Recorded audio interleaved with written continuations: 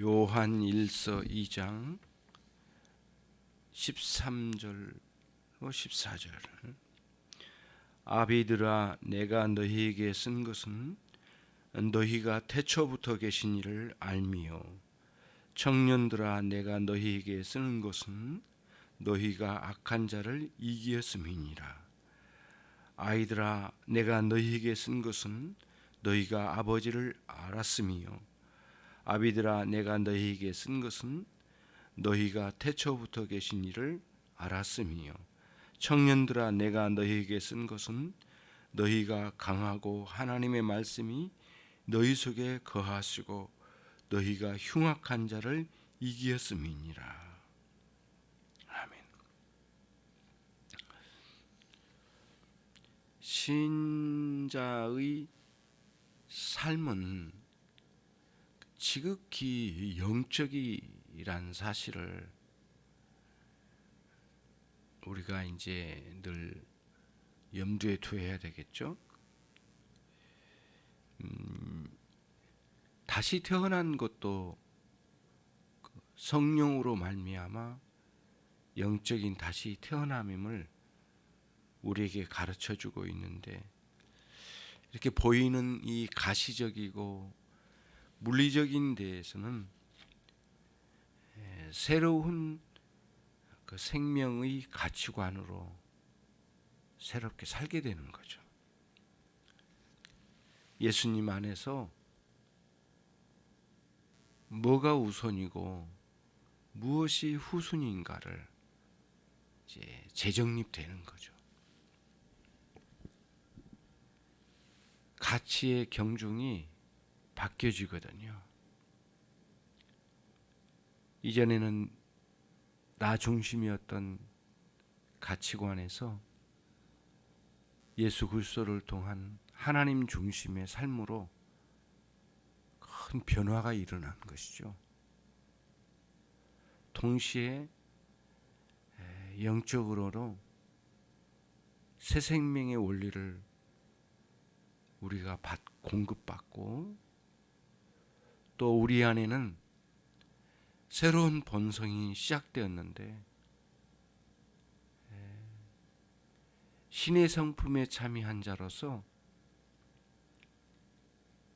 예수님을 닮은 거룩한 본성을 하나님께서 우리에게 주신 거예요. 거듭날 때요. 그러니까 신자의 삶은 지극히 영적인 면이 강조될 수밖에 없겠죠. 물론 가시적이고 물리적인 부분을 새로운 가치관으로 정립해서 또 우리가 살아가는 것도 물론 있지만, 그래서 그 기독교 신앙생활의 그 중심이 되는 것은 역시 영적인 면을 빼놓을 수가 없죠. 오히려 더 중심에 있는 거죠. 그래서 하나님과의 사귐이 우리의 삶에 가장 중심에 있다고 지금 계속 말씀을 드렸고요. 좀 밝은 면에서 하나님과의 사귐이라고 하면, 조금 어두운 면,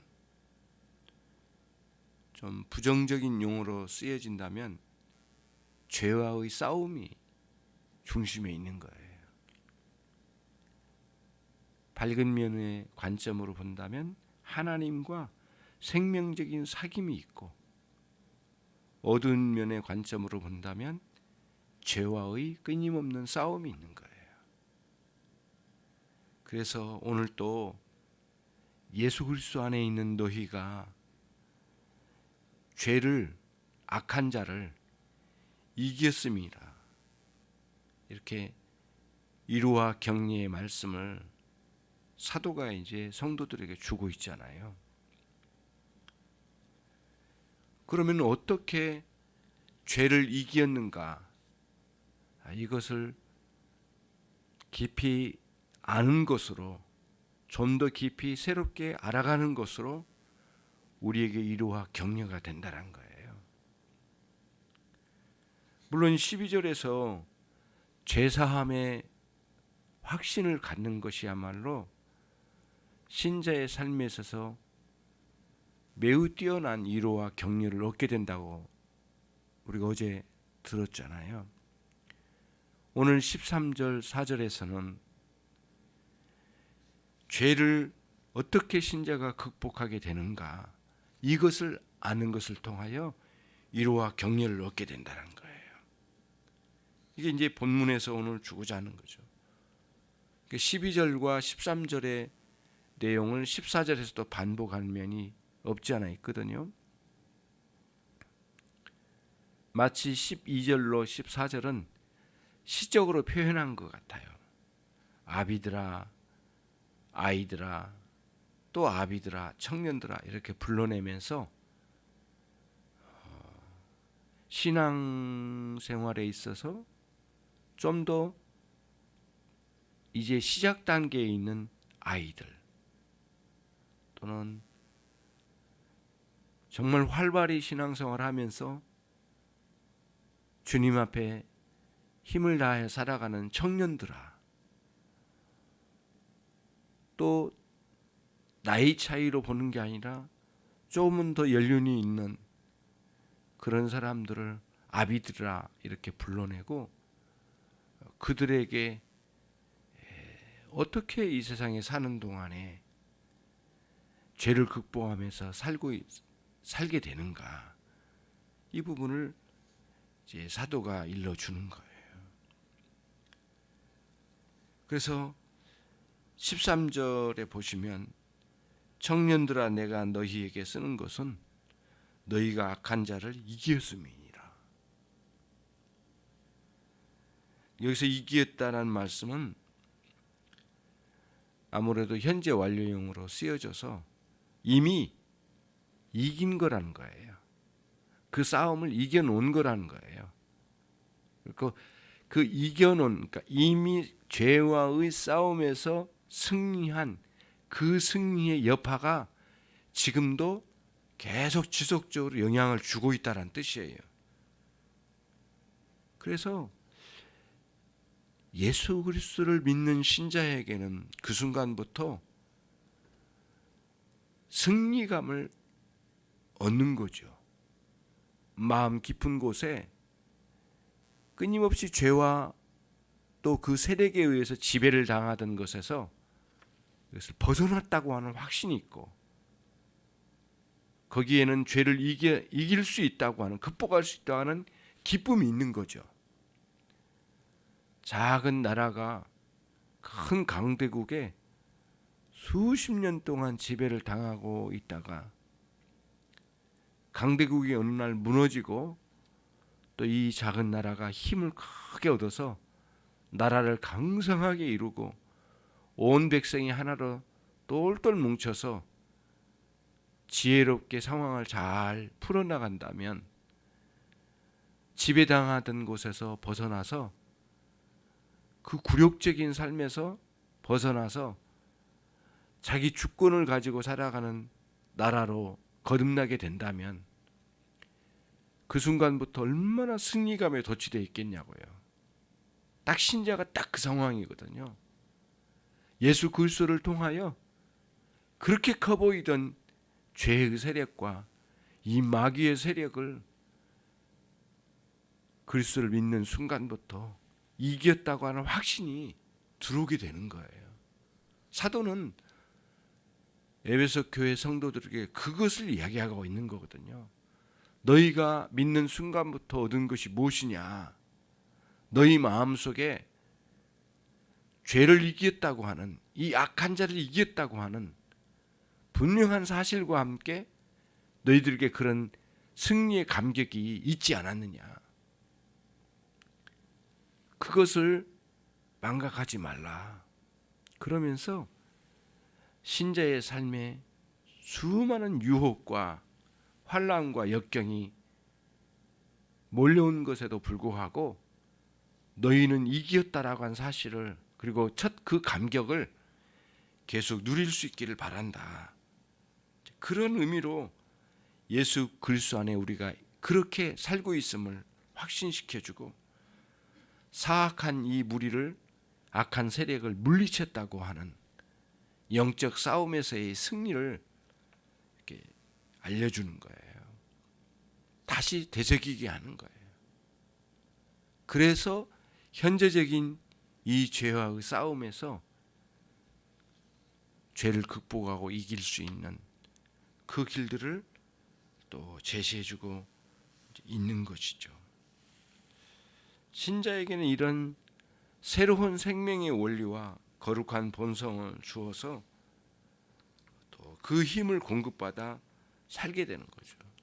만약에 이런 힘과 능력을 공급받지 않는다면 어떻게 현재적인 이 죄를 이기며 살 수 있겠느냐고요. 결코 그럴 수 없는 거거든요. 예. 신자에게는 그런 승리에 대한 확신과 그런 감격이 살아있을 때 여러 유혹을 이겨가고요. 밀려오는 시험을 극복하고요. 그런 하나님과의 깊은 사귐을 지속적으로 유지할 수가 있는 것이죠. 사도는 그런 맥락에서 위로를 주고 있어요.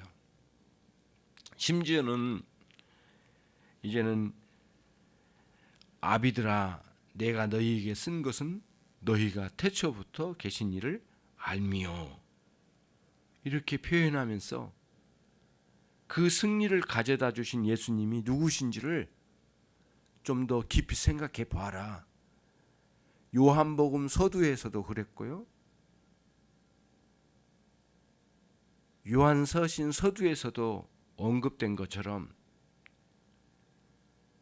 말씀이 태초에 아버지와 함께 계셨더라.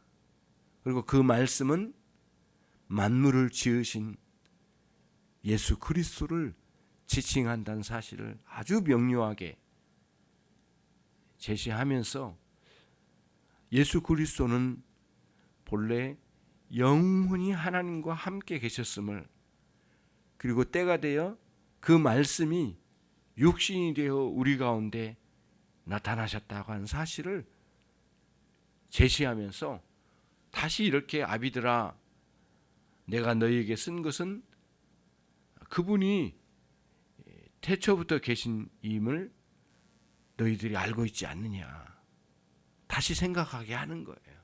그리스도가 도대체 누군가?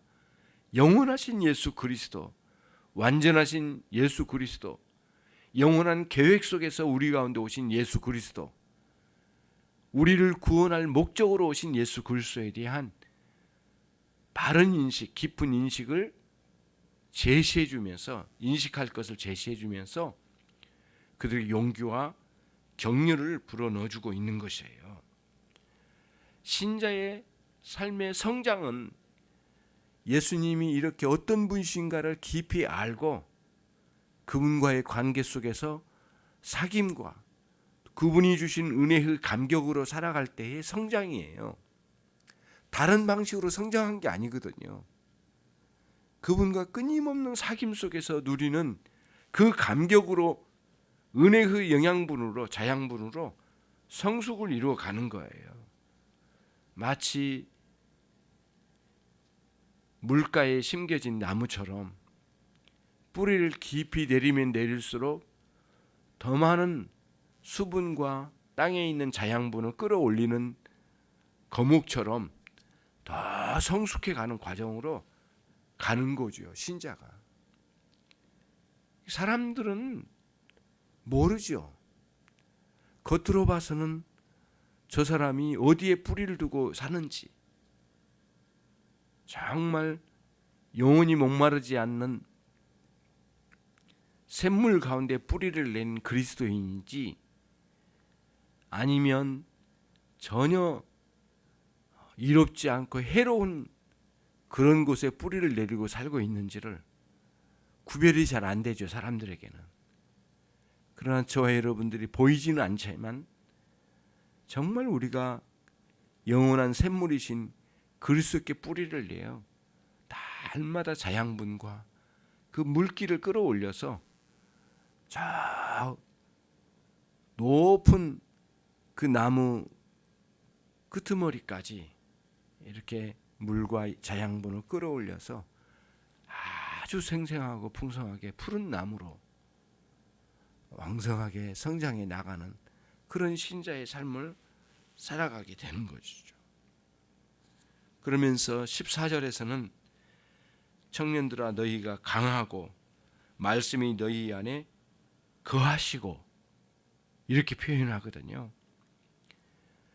예수 그리스도를 로고스 말씀으로 표현한 이유를 지난번에 말씀드렸었지 않았습니까?